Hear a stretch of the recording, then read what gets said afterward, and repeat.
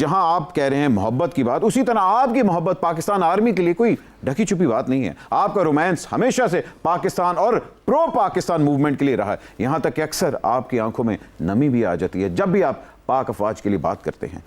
आजकल ये जो ट्विटर पे ट्रोलिंग हो रही है, इसके बारे में आप क्या कहेंगे? देखिए, मैं वो शख्स हूँ जिसने 3 साल की उम्र से फ़ौज से इश्क किया। मैं शायद फील कर सकता था विदाउट नोइंग दैट टाइम कि वो कौन बच्चे हैं, वो कौन माएँ हैं, वो कौन अजीम माएँ और बाप हैं जो अपने बच्चों को फ़ौज में भेज देते हैं और वो हमारे लिए अपनी जानें कुर्बान कर देते हैं। फिर एक ऐसा वक्त आया जब मैं शहीदों की माँओं, बेटियों, बहनों से मिला, बीवियों से मिला, और मैं जानता हूँ कि मैं किस कदर बुसक के रोया उनके सामने। और जैसे वो रो रही थी, आई कुडंट हेल्प। पर मैंने जनरल आसिफ गफूर होते थे, उनसे मैंने कहा, मैं I can't face them at all, क्योंकि मैं जितना भी पैट्रियट हूँ, इतना बड़ा आदमी नहीं हूँ। उनके सबके बाप, मेरे तो बस में नहीं था कि मैं शहीदों की माँओं की जूतियाँ ले आता जिनको सुबह में चूमा करता। वो बहुत बड़ी माएँ हैं। बल्कि मुझे याद है एक जगह एक जुमला बड़ा अच्छा था कि सब माएँ मोतबर होती हैं, लेकिन शहीद की माँ सब माँओं से मोतबर होती है। फ़ौज, जब हम फ़ौज की बात करते हैं तो अमूमी तौर पर वो जो फ़ौज की सरकार चला रहे हैं उनकी बात होती है, तो उनसे गलतियां होती, तो ट्रोलिंग भी होती है, ऐसी कोई बात नहीं। They should face it and they should make amends. Mona, मुझे बताइए कि आप तो लव में गुम थी, फिर ये पूजा भट्ट कहाँ से मिल गई? मैंने एक स्टेज परफॉर्मेंस किया था मैडम नूरजहान के सॉन्ग पे। अच्छा। वो एक ट्रिब्यूट किया था मैंने उन्हें। जब मैं कर रही थी तो भट्ट साहब आए हुए थे पाकिस्तान, तो मैंने ऐसे किसी को मस्ती में बोल दिया, मैं कहा भट्ट साहब इनको मैं नज़र नहीं आ रही क्या? सो एक्चुअली इट हैपेंड कि मेरा करियर भट्ट के साथ ही शुरू हुआ बॉलीवुड। सो कभी कभी होता है ना जो कहते हैं वहाँ भट्ट कबूलियत। ऐसे भट्ट। इंडिया में किसी पाकिस्तानी हीरोइन का करियर शुरू नहीं हो सकता। हाँ जी सर, ये क्यों आप कह रहे हैं? मैंने फिल्मी करियर मेरा अभी तक फिल्म नहीं की ना सर जी। ये आप क्यों कह रहे हैं? मेरे हीरो भी बड़े हो गए, खलील साहब क्यों नहीं हो सकता? मेरे हीरो भी बड़े करियर बना के आए हैं। बताना मुझे किसी का करियर है? नहीं, आज तक सर तो नहीं जी, किसी का एक बना। तो तो फिल्मी- शर्म आनी चाहिए इस बात के ऊपर। पता है सर कि उनको एक ही मुझे मुझे भी थोड़ा कहा था, अच्छा। मैं नहीं चला गया। अच्छा, आपको कहा था? मुझे किसने नहीं कहा? ये भी है। अच्छा, No, ये it's ना not मैं like अब that. नाम नहीं लेता, मैं I am not a kind like this. मुझे किसने नहीं कहा सिवाय करण जौहर के, और आपने ना कर दी। अल्हम्दुलिल्लाह मैं आज भी खड़े यहाँ बोलता हूँ, जब तक ये ताल्लुकात ठीक नहीं होंगे और जब तक मैं वहाँ जाऊँ और मेरे मुल्क के हवाले से हिसाब से मेरी इज्जत ना की जाए, मैं कभी भी नहीं उतरूंगा यहाँ वहाँ। मगर बहुत से एक्टर कहते हैं कि हाँ, यहाँ इंडियन फिल्में लगनी चाहिए क्योंकि हमारा सिनेमा जो है वो वीक है। तो उसके लिए आप हमेशा इसी तरह की पैरासाइटिंग करते रहेंगे अपने लिए। मगर हमारे पास फिल्में ही नहीं बन। अरे नहीं तो बनाइए, आप ट्रैश से आगे बढ़ना सीखिए ना। Why are you followers always? यही तो मसला है, हमारे पास तो स्क्रीन्स भी नहीं है। जहां 23 करोड़ की आबादी है वहां हमारे पास सिर्फ 80 स्क्रीनें हैं, और उन स्क्रीनों में भी हमारे पास सिर्फ ईद पे फिल्में आती हैं। ये 80 से 40 पे चली जाएंगी अगर सिनेमा ओनर जो है वो बगैर किसी कुछ हींग लगाए ना फटकड़ी पर 50% पैसे ले जाएगा प्रोड्यूसर से। वो तो लेगा। हाँ तो लेगा, तो फिर यही हाल होगा इंशाल्लाह। फिर ये 40 पे आएंगी, फिर बाद में 20 पे आएंगे। ये आप प्रोड्यूसर को सर्वाइव तो करने दें। आप कोई आराम से खा लीजिए, अचानक आप मुंह ना खोलने हो जैसा। खलील साहब, आपके ऊपर बहुत बड़ा इल्जाम है कि आप स्पेसिफिक लोगों के साथ ही काम करते हैं और किसी के साथ काम ही नहीं करते। क्यों? उन्हें कम नहीं आता।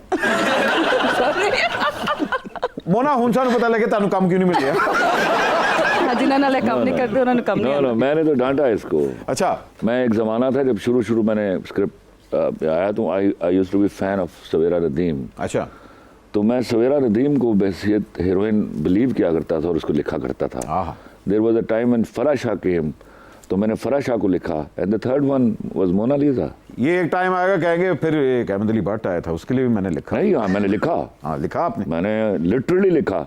और मैं अब क्या कहूँ, मैं किसी की इक्वली अ फ्रेंड गोहर रशीद, नहीं, लेकिन मैंने रोल तुम्हारे लिए लिखा था। अभी उसने अच्छा किया भाई, मैं ये सच बोलने से तो इनकार नहीं करूंगा। हाँ, मगर उसने वाकई अच्छा किया और फिल्म बहुत अच्छी गई। कन्विंस किया गया तो मैं मान गया उसके लिए। बस ठीक है। खलील साहब, हमने आपकी लंदन नहीं जाऊंगा फिल्म देखी है जिसमें गोहर रशीद इंपोर्टेड पंजाबी लगा है। ले शाबाश है, तू मार पोल है। नहीं, फैक्चुअली इशू ये है कि मैंने उनको सामने रख के लिखा नहीं था उनका रोल, और फिर मेरी कोई ब्रीफिंग नहीं थी उसको। जब पंजाब नहीं जाऊंगी बनी थी तो एक बाकायदा ब्रीफिंग गई थी हीरो को भी, बाकी कास्ट को भी। तो उसका नतीजा ये हुआ कि it was a good package यहाँ थोड़ा कम था वो, इसलिए कि role was written for Ahmad Bhatt, तो दे चोज, उनकी कोई सोचा, उन्होंने मुझे कन्विंस किया इस बात के ऊपर और मैं कन्विंस हो गया।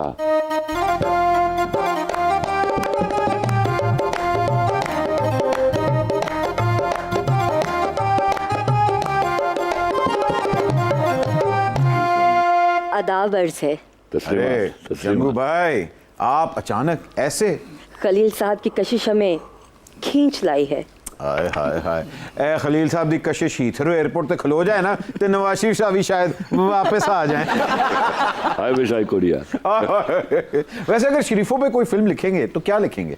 बदमाश। हम यूं ही कमाल अमरोही और संजय लीला के पीछे वक्त जाया करते रहे। खलील साहब, अगर आपने हमें 2 टके की औरत कहा होता तो आज बॉक्स ऑफिस पे हमारी पोजीशन भी मजबूत होती और फीस भी 3 गुना बढ़ जाती। एक मिनट, मैं आज फिर क्लैरिफाई करूं, इंतहाई जहालत की बात है और ये फेमिनिस्टों, वो फेमिनिस्टों को डिसबिलीव नहीं करता, जिनको ये है वो घटिया फेमिनिस्टों ने ये जुमला उठाया। मैंने कभी 2 टके की औरत नहीं कहा। जब मैं औरत कहता हूं तो जनरलाइज करता हूं, औरत तो प्राइड है मेरा। मैंने कहा इस 2 टके की लड़की। तो आपने एक और सिंगल आउट स्पेसिफिकली कहा कि the person who had committed the sin. हमारा भी मतलब यही था। कहानी और अफसाने तो मौजूद होते हैं, लेकिन उनको उन्वान देना मुश्किल होता है। जैसे किसी ने कहा है, मैं फसाने तलाश करता हूँ, आप उन्वान ढूंढ कर लाएं। अरे वाह वाह वाह वाह वाह। आहा, क्या कहने सागर सदीकी के, आओ बादाकशों की बस्ती से कोई इंसान ढूंढ कर लाएं। और बट आ गया है पड़ोस से सालन, आओ कहीं से रोटी और नान ढूंढ कर लाएं। खलील भाई, क्या कहानियों को उन्वान देना मुश्किल होता है? कहानियां बजाय खुद उन्वान होती हैं। हमने इस तरह के पेट रूल्स कभी भी नहीं होते, मेरे यहाँ तो कभी भी नहीं होते, because I was always a gifted गाय।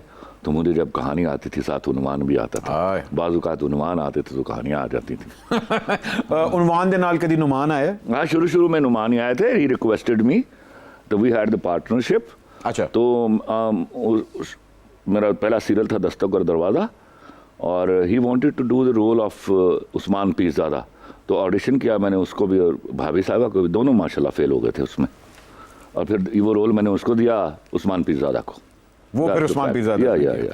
और मुझे अभी एक इंटरव्यू में उसने कहा कि मैं खलील साहब को लेके आने वाला हूँ, नाउज़ बिल्लाह मिन ज़ालिका।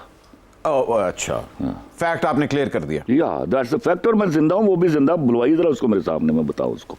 रानी बेगम ने तो कामरान शाहिद के अब्बू के लिए जहर चाटा था, लेकिन हम आपके कदमों में जान दे देंगे।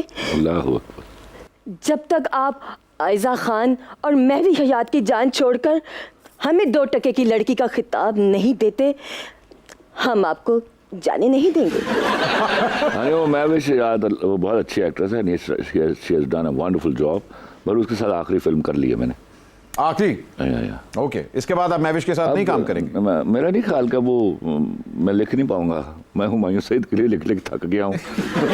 मैं जिम्मेदारी इतनी अच्छी केमिस्ट्री है। हाँ, तो वो और कोई काम कर लेना, मेरी जिम्मेदारी है।